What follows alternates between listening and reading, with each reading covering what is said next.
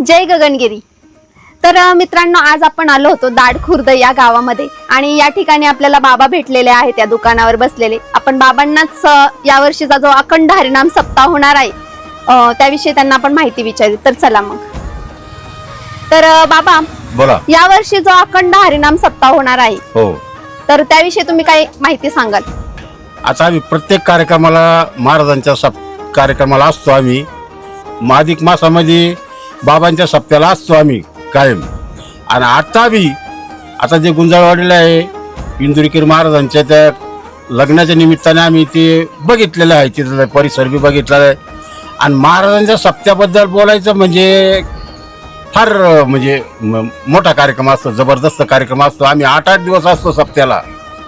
तशी सगळीच महाराजांची एकदम भक्त मंडळी किंवा भोजनाची येते त्याची व्यवस्था अखंड भोजनाचे हे चालू असतात।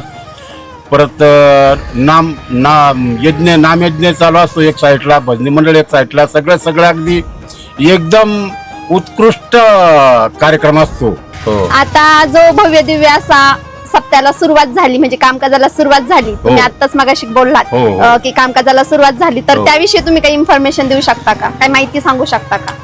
माहिती म्हणण्यापेक्षा ह्या वेळेचा सप्ताह मला इतर सप्त्यापेक्षा एकदम जबरदस्त वाटतो, एकदम भव्य दिव्य असा कार्यक्रम वाटतो मला।